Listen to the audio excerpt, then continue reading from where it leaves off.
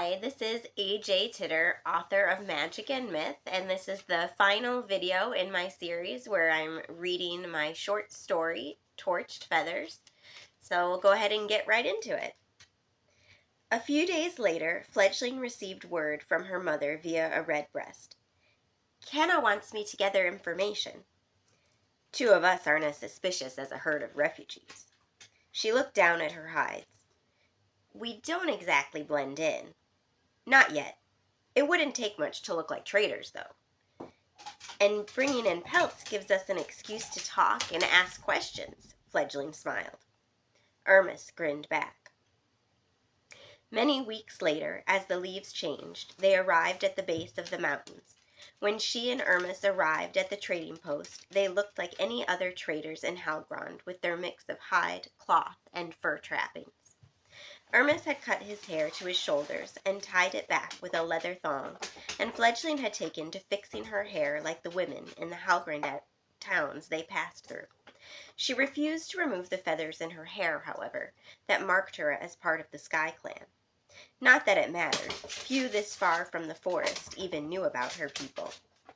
Fledgling stood at the trading post counter, her brown hair barely peeking above the top.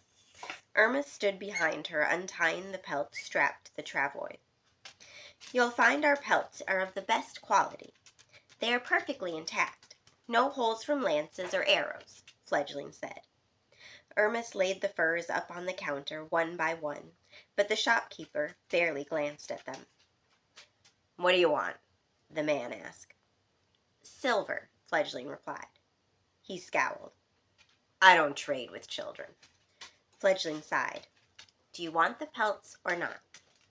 The man thumbed through the pile. 10 beads. They're worth 5 silver, she said as she crossed her arms. The man tapped his fat fingers on the counter as he stared at her. She refused to look away, forcing him to break eye contact. He went through the pile again, this time more thorough. 3. 4 and a bolt of cloth, Fledgling countered. The man held out his hand. Fledgling reached up and shook it. A jackdaw waited for them when they came out. They've made camp not far away, she told Irmis as she took off after the bird. Irmis jogged to catch up with her, the cloth bouncing on the travois behind them. Canna, have you prepared yourself for what we might find? You don't have to call me that anymore. We're going to see the real Canna. You'll always be Canna. She ignored his words. And Kitten, oh, how I've missed playing with her. You told me my dolls were good. Fledgling smiled. They were, for a boy. Campfires in the distance spurred Fledgling on. She ran harder, excitement pushing her onward. She expected to find a camp, but there were no dwellings. Fledgling noticed a fracture in the clans. One group huddled around the fires. She slowed her pace and walked through them, nodding to those who made eye contact. The other group stood around a crude map of sticks and pebbles, talking in hushed tones. When she spotted Kitten, she smiled and jogged over. Kitten! Kitten pulled herself away from the map and hugged her. Fledgling, I'm so glad you made it.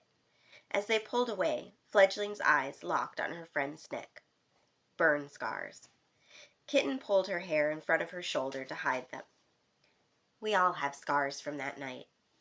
I should have been there. Fledgling rested her hand on Kitten's shoulder. I'm sorry. Kitten squeezed Fledgling's arm. Do you have my marble? Fledgling smiled, reached into a pouch around her neck, and produced the smooth green ore. I don't see Canna, Nain, or Emmis. Kitten plucked the marble from her. They went up the mountain early this morning. They're consulting with someone to see if we should attack the castle. The girls moved to the edge of camp, pretending to shoot the marble at targets.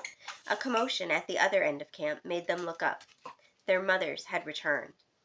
Fledgling left Kitten behind as she ran to her mother. Canna knelt down and opened her arms, hugging and kissing Fledgling. You've grown so much, Canna winced. Half-healed burns covered her mother's arms. I'm sorry, I shouldn't have snuck out. Her mother embraced her again. You saved Irmis. You have nothing to regret. Canna wiped tears from her daughter's cheeks. From your messages, it sounds like we wouldn't get much help from the surrounding area.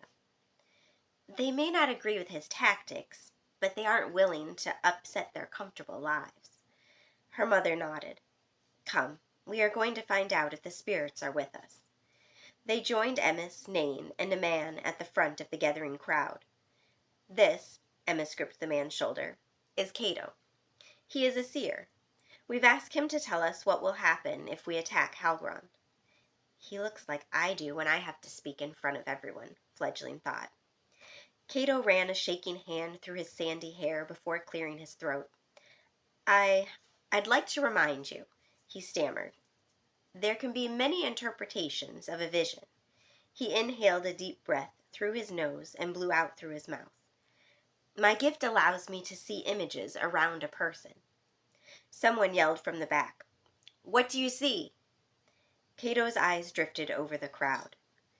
Wooden chains passed generation to generation. Thank you, Cato. Canna turned and said to him alone, You may return to your rooms. As Cato walked back up the mountain, the women allowed the clans to talk amongst themselves. Canna knelt next to her daughter. Generation to generation. What should we do, Fledgling? Fledgling stared at her mother, head tilted. A frontal assault would probably fail, so what if we could hide in plain sight, like the bark moth? Emmis quieted the crowd. Canna stood up. Fledgling hoped she'd said the right thing. Those of you who wish to fight, please come forward and give us your reasoning, Nain said. Only a handful of clansmen stepped forward, including Kitten. Fledgling caught her friend's eye and shook her head. Kitten responded by standing up taller and returned to staring ahead. We'll start with the youngest, Emmis looked at her daughter. Why should we fight? Wooden chains are weak, easily broken. They will not hold us forever. Canna let go of Fledgling's hand, and pointing to Emmis and then Kitten, said, He said generation to generation. Yes, but I think it is worth the risk. If we fail, a few generations may endure hardships, but then they can rise again. Don't forget, Nain said as she pushed hair out of her face. A few generations for the Halgrondites could be only one for us. You may be dooming us for hundreds of years. The brother next to Kitten stepped forward. A group of us already have a plan. We can send word to the Weather Singers, asking for aid. If we can trap them in the castle, we can take them out quickly. A murmur traveled through the crowd. And what about the Transfigurers? Canna asked. The sister at the end spoke up. The king doesn't know we're coming for him. Even if he has time to hide and use one of them as a substitute, we'll kill everyone in the castle. Fledgling tugged her mother's hand and mouthed her question. Fledgling would ask you a question, Canna said. Fledgling swallowed. What is the plan after you kill the king? The crowd glanced around, but no one spoke up. We cannot rule these people. The next leader could be just as horrible or worse, Canna said. Kitten cleared her throat. You want us to find them a new leader? Fledgling stepped forward. We don't have to. Like us, the title will pass down to his child. We can influence the next ruler and make things better, peacefully. Many of the older clan members nodded. Fledgling smiled and returned to her mother's side. And how do you propose we do that? Ermis spoke up. We'll need someone to infiltrate the castle, Nain said. I could do it, Fledgling thought. I've lived among them. They'd have to be unassuming, someone that wouldn't arouse suspicion, Canna said. Of course I'd have to leave Mother, but I just did that. It wasn't as scary as I thought. Fledgling raised her hand. I'll go. Kit's mouth hung open. Canna's eyes shone with admiration. And how will you do this? Emmis asked with a raised eye. Fledgling twirled a loose thread around her finger. She dropped her gaze to the ground, but only for a moment. I will say I'm an orphan, that my father was a trapper. That might get you in the castle, but how will you get close to the king's son? Emmis asked. Canna stepped between Fledgling and Emmis. She will find a way. It's not something that can be planned. Emmis crossed her arms. In that case, Kitten is a better choice. She's a quick thinker. Fledgling stepped around her mother. But Kitten doesn't know how Halgrondites live and think. I've spent the last month interacting with them. The clan should decide, Nain said. It's their fate. The vote favored Fledgling. Afterward, the clans decided to disperse throughout the land for safety. They would come together only for special occasions, such as the Nights of Union. Clan members came forward to thank Fledgling and give her blessings. Kitten and Ermis brought up the rear. Here, she said, and handed Fledgling the marble. If you get into trouble, send this back, and we'll make sure you get out. Fledgling hugged her friend. Thank you for believing in me, for pushing me. Kitten squeezed her tighter before letting her go. Ermis ruffled Fledgling's hair. I'm proud of you. Fledgling smiled. I won't let you down. I know, you never have. They walked away, and Fledgling took a deep breath before turning to say her last goodbye. Her mother sat on a rock, smiling. What? Fledgling asked with a nervous laugh. Her mother pulled her onto the rock with her. She wrapped her arms around Fledgling and rested her chin on her daughter's head. You are going to be an amazing Canna, her mother said. Thank you. Her mother let her go.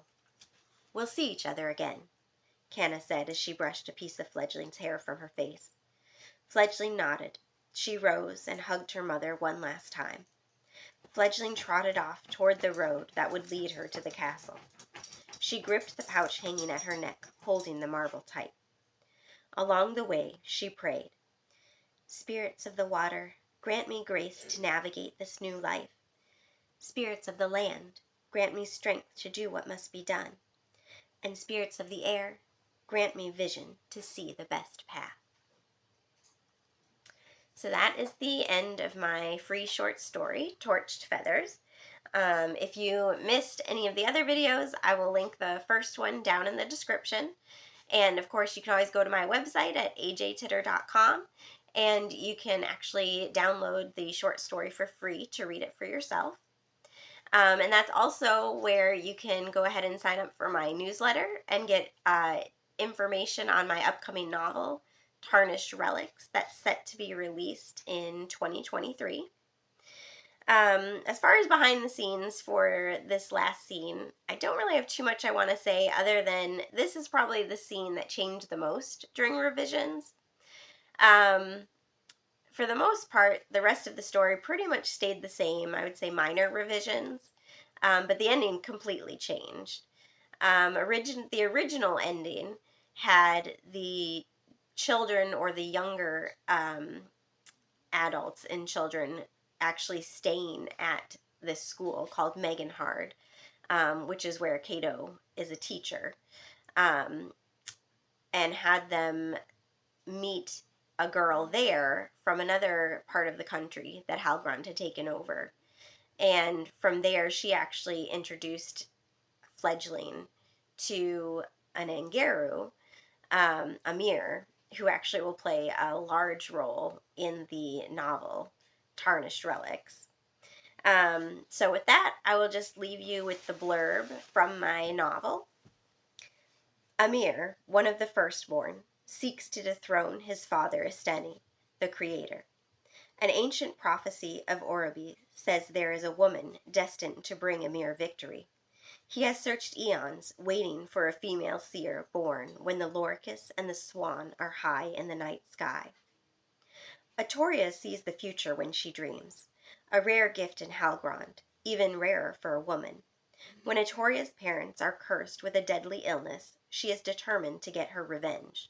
But first, she needs to discover who is responsible. As Atoria hunts for answers, she is pursued by zealots of Isteni that want to prevent the prophecy, and the only sure way to do that is to kill her. Is she the one Amir has waited for? Can she evade those intent on stopping the prophecy? And what will be the cost for her revenge?